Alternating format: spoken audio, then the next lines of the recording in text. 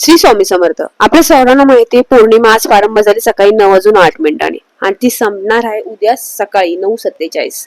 म्हणजे उद्याचा दिवसही तेवढाच खास आणि विशेष, कारण उद्या शुक्रवार आहे, उद्या पौर्णिमा आहे, उद्या रक्षाबंधन सुद्धा आहे, सोबत उद्या वरदलक्ष्मी व्रत सुद्धा आहे. वरदलक्ष्मी व्रत हे वर्षातून एकदाच येतं, म्हणजे जे लोक ज्या स्त्रिया करतात त्यांना सर्वांना माहिती आहे, त्यामुळे उद्या तीही सेवा प्रत्येकाकडून घडणार आहे.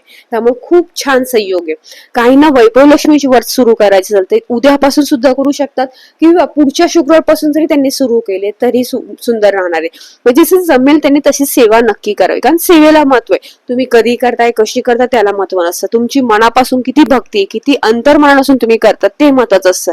कारण देव हे बघत नाही की तुम्ही माझ्यासाठी किती डेकोरेशन केले, किती फुलांचं ते हे केले डेकोरेशन, ते नाही बघत. तेव्हा तुमचे अंतर्मन बघतो, तेव्हा तुमची भक्ती बघते, तू प्रसादही बघत नाही, हे लक्षात ठेवा. त्यामुळे मनापासून सेवा करा. उद्या आपल्याला काही सेवा करायची. ज्यांना सत्यनारायण ज्यांनी आज केले त्यांनी उद्याही सत्यनारायण केले तरी उत्तम राहील, कारण उद्याही पौर्णिमा आहे. ज्यांना वरदलक्ष्मीचं व्रत जे आहे ते एका दिवसाचं असं वर्षातून एकदा येतं, ते सुद्धा तुम्हाला करायची इच्छा असेल तेही तुम्ही करा. खूप सुंदर सेवा, छान आहे. ज्यांना वैभवलक्ष्मी सुरुवात करायची त्यांनी वैभवलक्ष्मी केलं तरी चालेल. उपवास, आपला शुक्रवारचा उपवास असणारच आहे, त्यामुळे अडचणच नाही की उपवास धरला तरी चालेल, नाही धरला तरी चालेल. आपल्या सेवा काय करायची आहेत? सेवा म्हणजे कनकधारा स्तोत्र, हे तुम्ही नक्की श्रवण करा. वाचलं तर खूप उत्तम राहील. ते खूप सुंदर सेवा आहे, ती करा.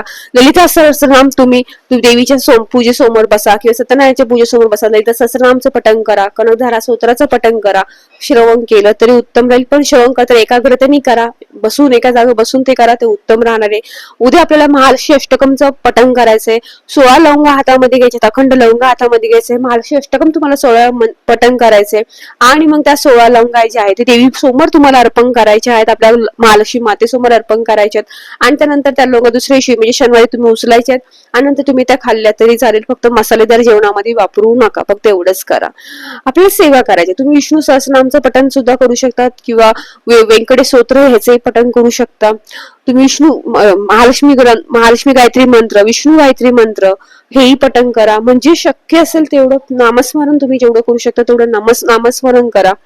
तुम्ही लवंगा देवीला अर्पण करा. ओम ऐं ह्रीं क्लीं चामुंडाय विद्महे म्हणून जर अर्पण केलं, किंवा रीम, फक्त रीम जरी म्हटला, ओम रीम म्हणून जरी लवंगा अर्पण केली 108 11 तरी चालेल.